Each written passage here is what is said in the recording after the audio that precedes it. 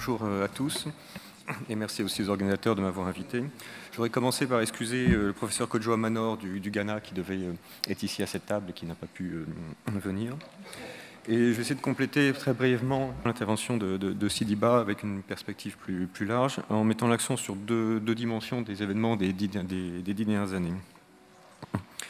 Le premier point à retenir concernant l'Afrique, c'est qu'on voit dans cette deuxième moitié des années 2000 la concrétisation de projets de réforme, de débats de réforme foncière engagés depuis les années 90 dans le contexte donc, de libéralisation économique, de revendications démocratiques. Donc une concrétisation dans un certain nombre de pays de réforme des politiques, du cadre légal et institutionnel du foncier. Réforme, débat qui avait été engagé dans les années 90 autour des phases de libéralisation économique, des revendications démocratiques. Et autour aussi de la contestation du monopole foncier de l'État et de l'ampleur de la domanialité, qui est un legs colonial et qui a permis une gestion extrêmement clientéliste et politisée du foncier. Ces débats sont structurés avec des controverses très fortes et des luttes féroces entre deux paradigmes. Disons le paradigme de la privatisation des terres, censé justifier un développement économique, et le paradigme de la sécurisation des droits fonciers des producteurs ruraux. Dans les années 90, le paradigme de la privatisation était largement disqualifié d'un point de vue scientifique, y compris par les économistes les plus orthodoxes et sérieux parmi ceux-là, et également d'un point de vue de politique. En fait, les réformes concrètes qui ont été actées à la fin des années 2000 traduisent des compromis souvent ambigus en fonction des rapports de force et de la capacité des mouvements sociaux à peser sur les intérêts économiques des élites et sur les corporatismes professionnels, avec d'une part on observe une très forte résistance à la mise en cause du monopole foncier de l'État, et donc à cette instrumentalisation politique du foncier et l'affectation politique de droits sur la terre que cela permet. On observe des difficultés pratiques à mettre en œuvre et à traduire de façon opérationnelle la reconnaissance des droits fonciers locaux, en particulier là où les droits fonciers ne relèvent pas d'une quasi-propriété. Et on observe aussi évidemment la force des logiques et des pressions à la privatisation des terres. Ces compromis prennent des formes un petit peu différentes dans les pays où ces débats autour des orientations de politique agricole se télescopent avec des sorties de crise politique, des sorties de guerre civile, une volonté de solder des violences politiques, ce qui est le cas d'un certain nombre de pays d'Afrique de l'Est et d'Afrique australe, Afrique du Sud avec l'apartheid,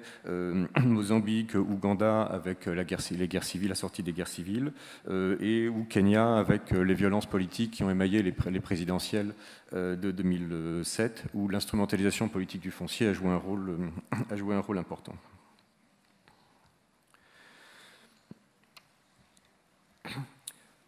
Le deuxième point massif, évidemment, c'est les accaparements fonciers mis en évidence à partir de 2008 par l'affaire Daewoo à Madagascar, qui a révélé l'ampleur de ces stratégies d'accaparement des terres liées aux investissements du capital international. Deux raisons expliquent que l'Afrique était particulièrement touchée par ces dynamiques. C'est d'une part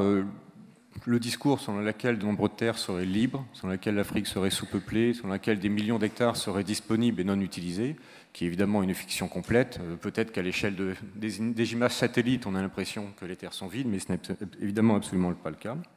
Et le deuxième facteur qui favorise ces dynamiques d'accaparement foncier est justement ce monopole foncier de l'État qui fait que, d'un strict point de vue légal, l'État peut accorder des concessions sur des dizaines, des centaines, des milliers d'hectares en ne tenant aucun compte des droits des populations qui sont installées, qui cultivent, exploitent les espaces en question. Ces dynamiques d'accaparement foncier ont suscité un renouveau des luttes sociales autour de la terre, avec des conjonctions originales et assez nouvelles entre mouvements paysans, société civile nationale, organisations et société civile internationale, qui ont réussi à médiatiser les processus, quelquefois à faire reculer un certain nombre de cas concrets, mais n'ont pas réussi à empêcher évidemment ces dynamiques d'accaparement foncier qui sont extrêmement puissantes. Tous les débats et les études qui ont lieu autour de l'ampleur de l'accaparement foncier ont aussi permis de mettre en évidence, de déplacer un petit peu le projecteur et de prendre la mesure que, au-delà des cas d'investissements internationaux, en fait, les années 2000 correspondaient aussi à une accentuation des dynamiques d'achat de terres ou d'accaparement violent ou illégal de terres par les élites urbaines nationales sur des surfaces beaucoup plus faibles à chaque, par unité, mais qui quantitativement représentent des volumes, des surfaces de terre qui peuvent être parfois plus importantes que les investissements internationaux. Donc on a une double pression effectivement d'accaparement foncier à la fois international mais aussi des élites urbaines, parfois dans des logiques productives comme l'EVA en Côte d'Ivoire ou le palmier à huile au Cameroun, et quelquefois sur des bases uniquement spéculatives ou sur des deals avec du capital international lorsque celui-ci n'a pas le droit d'avoir directement accès à la terre. La fin des années 2000 correspond aussi à des pressions accrues et à la privatisation de la part des institutions internationales, où tous les débats des années 90 autour de la reconnaissance des droits fonciers locaux paraissent avoir été complètement oubliés, et où les conférences comme celle de la Banque mondiale mettent en avant le Rwanda, l'Éthiopie, qui ont formalisé des droits sur des milliers d'hectares, des millions d'hectares en quelques années, sans s'interroger sur le fait que les deux seuls pays qui aient mis en œuvre ce type de politique à échelle massive soient des États autoritaires, et sans s'interroger aussi sur le type de politique agricole et finalement de projet de société qui est sous-jacent à ces programmes massifs et apparemment particulièrement efficaces en termes de surface, de nombre d'hectares enregistrés, de nombre de parcelles enregistrées. Un dernier point notable est que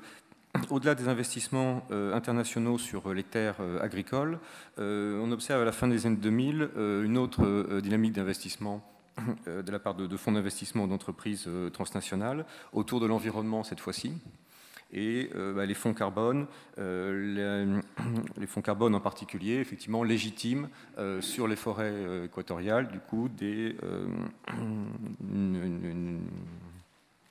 investissements capitalistiques internationaux. Et il se prépare actuellement, apparemment, sur le thème des terres dégradées, aussi des projets de fonds d'investissement selon lesquels, puisqu'il faut des investissements pour réhabiliter les terres, puisque les agricultures paysannes ne sont pas capables de le faire, alors il faut faire venir du capital international pour réhabiliter les terres. On leur octroierait des concessions, libre à eux ensuite, une fois que les terres sont réhabilitées, de les recéder à des acteurs capables de l'exploiter. Donc vous voyez bien comment ce raisonnement autour, encore une fois, de la nécessité d'investissement, de mobilisation de capitaux internationaux pour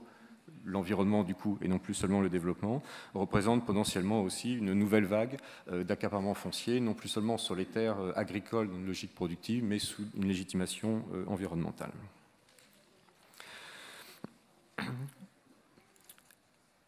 Par rapport à ce diagnostic, il me semble qu'il y a quatre enjeux majeurs effectivement, qui se posent à l'heure actuelle. D'une part, ce que Michel disait dans son introduction, de replacer le débat sur les enjeux d'efficacité technique et économique des différentes agricultures, et en particulier l'agriculture familiale, du point de vue de la société. Poser la question des modes d'accès à la terre et surtout des modes de gouvernance territoriale qui permettent d'assurer une répartition socialement souhaitable de la terre, et en particulier là où différents modes d'exploitation coexistent, agriculture, élevage, etc. La question se pose plus en termes de gouvernance territoriale et de coordination des usages plutôt qu'en termes de privatisation et de droits plus exclusifs. Lutter évidemment contre toutes les sources d'insécurité foncière et les stratégies d'accaparement, en particulier sur l'instrumentalisation politique de la terre et des identités qui est peut-être politiquement extrêmement dangereux. Et puis aussi le fait que tous les débats de politique foncière se soient cristallisés sur la question de la reconnaissance ou de la formalisation de droits de propriété privée versus droit coutumier, a occulté complètement la question des inégalités, très peu documentées en dehors des zones historiques d'exclusion des populations, et la question du coup de la régulation des marchés fonciers. Je vous remercie.